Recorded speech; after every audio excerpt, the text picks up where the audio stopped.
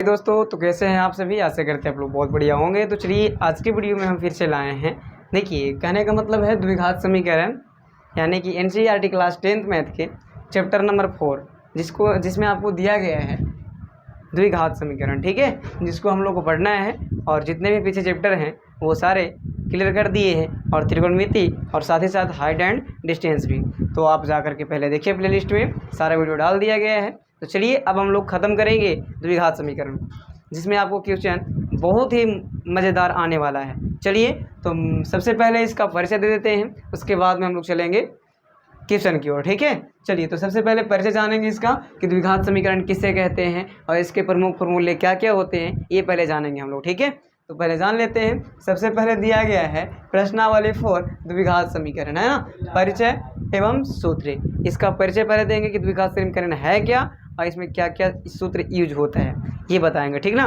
चलिए तो सबसे पहले द्विघात समीकरण की परिभाषा जानेंगे हम लोग। देखिए, द्विघात समी और दे करके 0 दिए हैं, मेरा मतलब पूरा समीकरण। ठीक है, लिखा हुआ है, शॉर्ट में लिखे हैं, समझ रहे हैं, शॉर्ट का ज़माना है ना, इसीलिए शॉर्ट लिखे हैं। आइए उसके बाद में लिखा गया है कि वैसा समीकरण जिसका अधिकतम घात कितना हो, 2 हो। कितना हो, 2 हो। 2 लिख दिया गया है मैथ में भी और हिंदी में भी, समझ में आ रहा है। तो 2 हो, अधिकतम घात कितना हो, 2 हो। जैसे कोई समीकरण आप देखें और घात यानी कि पावर, ठीक है, घात को इंग्लिश में क्या बोलते हैं, पावर। पावर अगर अधिकतम कितना होगा, 2 होगा। कहीं भी रहे, कितना हो लंबा दिल रहे, अगर हम लोग को देखना है कि अधिकतम घात कितना होना चाहिए, 2 होना चाहिए। 2 से एक्स्ट्रा अगर आ गया, 3 आ गया, 4 आ गया, ये सब द्विघात नहीं होगा। और ये चुनने के लिए आपके एग्जाम में आता भी है कि निम्न में से कौन द्विघात समीकरण है, इस तरीके से। तो आपको चुनने के लिए मिलेगा और कुछ थोड़ा सा प्रोसेस रहेगा, उसके बाद में चुनना रहेगा, वो बताएंगे हम आपको चैप्टर में। चलिए तो सबसे पहले यहाँ देखिए, अधिकतम घात 2 है, यहाँ 1 है, यहाँ 0 घात है कि नहीं। आचरमान पे 0 घात होता है, समझ रहे हैं ना। चलिए यहाँ देखिए, अधिकतम घात कितना है, 2, यहाँ भी है, समझ रहे हैं, ETC यानी कि इत्यादि। समझ गए इतना बात। तो ऐसे करेंगे, ये चीज़ें द्विघात समीकरण वाली समझ में आ गया होगा। जेकर अधिकतम घात कितना रहेगा, 2 रहेगा, उसी को कहेंगे हम लोग द्विघात समीकरण। वैसा समीकरण जेकर अधिकतम घात का हो, 2 हो, उसी को कहते हैं द्विघात समीकरण। समझ में आ गया। चलिए अब अगला स्टेप आता है इसका फॉर्मूला, महत्वपूर्ण सूत्र। चलिए देखिए, ध्यान से देखिएगा। उसके बाद में सबसे पहले लिखा गया है पॉइंट में व्यापक रूप, यानी कि द्विघात समीकरण का व्यापक रूप का होता है, किस पे व्यवस्थित रहता है ये, ठीक ना, किस पे बैठा हुआ रहता है। ठीक है, चलिए तो व्यापक रूप का होता है x² + bx + c = 0। समीकरण की बात करें तो आपको बराबर में 0 देना है, और बहुपद रहेगा तो बराबर में 0 नहीं देना है। इसका वीडियो हम आगे बना के आप लोगों को दे दिए जब हम पढ़ा रहे थे बहुपद, उसी टाइम में, समझ रहे हैं ना। चलिए यहाँ पास व्यापक रूप में देख लीजिए आप, पहले a आया है, यहाँ भी b आया है, c आया है। तो ये क्या है ना, ABC जो आपको दिख रहा है ना, ये तीनों, यहाँ पास कोई अचर मान आ जाएगा आपका। जिस तरीके से देखिए, यहाँ पास क्या है, कुछ नहीं तो 1 है ना, तो 1 a का मान होता है, समझ रहे हैं। अब इसमें आ जाइए ना, देखते हैं ध्यान से। यहाँ पास 2 जो है, समझिए ध्यान से, यहाँ पास 2, पहले का बार में जो 2 दिया गया, x² का जो गुणांक होगा वो a का मान होगा, है कि नहीं, x² के साथ में है ना a। उसके बाद में यहीं से छड़ाएगा ABC के मान।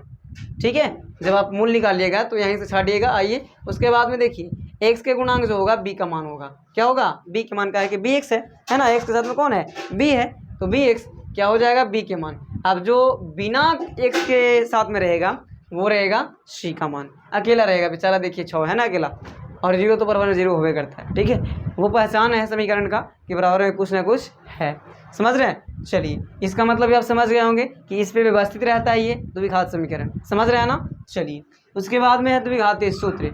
ये द्विघातीय सूत्र क्या होता है, तो सबसे पहले आपको बोलना इस तरीके से, x² - अल्फा + बीटा, इसको अल्फा बोलेंगे, इसका बीटा बोलेंगे। क्या बोलेंगे, ये हो गया आपको अल्फा, जिसकी जानकारी आपको दी गई होगी बहुपद में ही। ठीक है, अल्फी लिख दिए अल्फा, और ये हो गया आपका बीटा, समझ रहे हैं ना।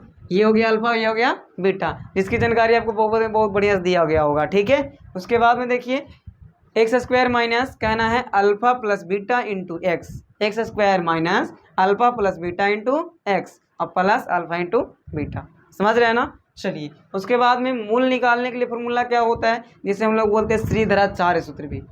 ठीक है, श्रीधराचार्य सूत्र भी, जिसको लोग बहुत कम जानते हैं, तो आप जान लीजिए। ठीक है, उसके बाद में इसको बोलते हैं मूल निकालने के लिए फॉर्मूला ही बोलते हैं, जो मैं आपको दिखा दिए आगे लिख करके कि मूल निकालने के लिए फॉर्मूला क्या होता है। तो वही x बराबर वही बराबर x बराबर, यहाँ x के जगह पर कोई और आ सकता है, लेकिन हम देखें बहुत जगह यही आता है, x ही आता है, इसलिए हम भी x दे दिए, समझे।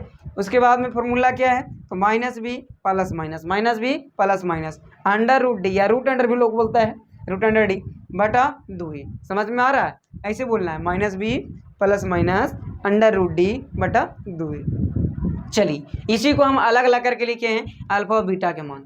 कैसे, अल्फा बीटा का सूत्र क्या होगा, हम पूछेंगे आपसे कि अल्फा बराबर सूत्र का होता है, तो आपको बोलना minus plus under root D बटा 2a, minus plus under root D बटा 2a। देखिए एक प्लस वाला पहले निकाले हैं, उसके बाद हम माइनस निकालेंगे, बीटा बराबर minus B minus under root D बटा 2a, है कि नहीं, मतलब एक प्लस में आ जाएगा यहाँ पर ही और एक माइनस में, यही चीज़ लिखा हुआ है, खाली अलग अलग करके दो को, समझ रहे हैं ना। चलिए तो ये अल्फा बीटा का मान द्विघात में लास्ट में निकलता है। अगर आपको मूल निकालने के लिए बोले कोई तो ये फॉर्मूला लगा के आप निकाल सकते हो, समझ गए।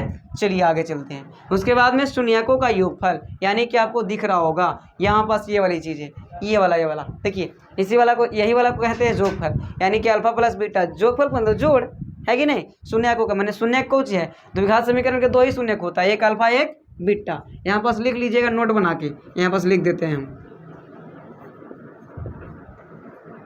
द्विघात समीकरण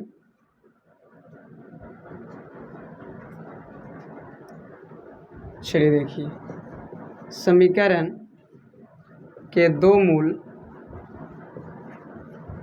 होते हैं, है ना, क्या होते हैं, दो को मूल होते हैं, एक तो हो गया अल्फा और एक हो गया बीटा, समझ रहे हैं ना, एक अल्फा एक बीटा, समझ गए।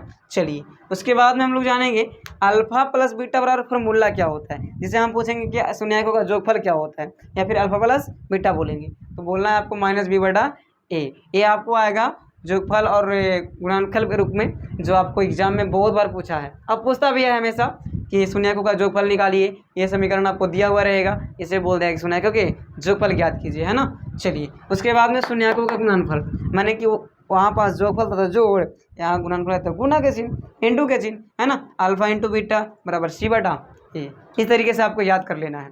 आइए उसके बाद में विवेचक आता है, विविक्तर जिसको बोलते हैं। विवेचक का दूसरा नाम क्या है, विविक्तर। जैसे सबको ही दो नाम होता है, दो का चारों का नाम होता है कि ना, एक ही नाम नहीं होता है। अरे गांव में अलग पुकारो नाम हो गया और घर में अलग पुकारो नाम होता है, और वो नानी मौसा रखने से अलग चीज़ है कि नहीं। चलिए यहाँ पास विवेचक जिसका दूसरा नाम क्या है, विविक्तर, जिसे हम डी से डिनोट करते हैं, क्या से लिखते हैं, डी से, है ना। चलिए अब डी बराबर फॉर्मूला क्या होता है, वी स्क्वायर माइनस 4एच, वी स्क्वायर माइनस 4एच, ये होता है इसका फॉर्मूला। आगे अब यहाँ पास ये मूल आपको ध्यान रखना है, इससे भी 2 से 3 नंबर पूछ लिए जाते हैं एग्जाम में, ठीक है। यहाँ से आपको क्या पूछेगा कि बी स्क्वायर माइनस 4ac, या डी बोल सकते हैं, क्योंकि डी का फॉर्मूला यही ना होता है। देखिए कहीं लिखवाए होंगे हम बी स्क्वायर माइनस 4ac, जिसको हम डी लिखे कोष्ट में, तो कोष्ट में लिखे का मतलब कि वही चीज़ वह लिखल है, ठीक है। चलिए यानी कि डी का मान जो है 0 से बड़ा होगा, जने मुँह खुला रहेगा वो बड़ा रहेगा, जने मुँह खुला वो बड़ा, तो मुँह खुला करने है डी धरें, तो डी को जी यहाँ पर है बड़ा है, आपको बोलेगा इसको आपको पढ़ना है कि डी का मान जो है 0 से बड़ा रहेगा तो मूल क्या होगा, तो मूल होगा वास्तविक और भिन्न भिन्न। ये दो लिखे का मतलब है कि यही चीज़ फिर समझ रहे हैं ना। चलिए भिन्न भिन्न क्या होगा, भिन्न भिन्न, या इसको कहते हैं भिन्न भिन्न को क्या कह सकते हैं, असमान, दूसर दूसर, है कि नहीं। आइए क्या पूछेगा आपसे कि डी को जो मान है, डी का जो मान है वो 0 से बड़ा आ जाता है, 0 से क्या आता है, बड़ा आ जाता है, तो उसको क्या मूल के नाम क्या देंगे, तो पहले तो देंगे कि वास्तविक होगा, उसके बाद में कहें कि भिन्न भिन्न होगा, भिन्न भिन्न का मतलब अलग अलग, और असमान का मतलब भी हो जाता है अलग अलग होता है ना। चलिए आगे, तो अगर बाद में दे रहे हैं बी स्क्वायर माइनस 4ac, यानी कि डी का मान 0 से बड़ा होगा, ये छोटा होगा, छोटा होगा। देखिए कहाँ छोटा होगा, क्योंकि देखिए खुला मुंह करने है 0 देने, तो 0 बड़ा हो गया, माने कि डी के मान 0 से छोटा आ जाएगा। अब वो कहना है कि मूल जो होगा अवास्तविक होंगे, माने माइनस में आ जाए तब, जब डी के आप मान निकालिएगा और डी का मान जब माइनस में आ जाए, 0 से छोटा का मतलब माइनस है ना, -1 -2 -3, है कि नहीं। चलिए तब -2 -3 -4 आ जाए तो कहना है कि मूल क्या होगा, अवास्तविक होंगे। आगे तीसरा point, B square minus 4ac यानी कि डी बराबर 0, तो मूल वास्तविक और समान होगा। जब डी के मान आप निकालिएगा ना तो आपका जो 0 आ जाएगा मान, तो आप कहिएगा कि इसका जो मूल होगा वास्तविक और समान होगा। तो बातें समझ में आया? तो ये बातें अगर समझ में आ गया होगा तो आप 2 नंबर यहाँ से लीजिएगा, और अगर ये सारे चीज़ अगर याद हो गया होगा आपको तो यहाँ से आपको 5 नंबर मिलने वाला है, ठीक है।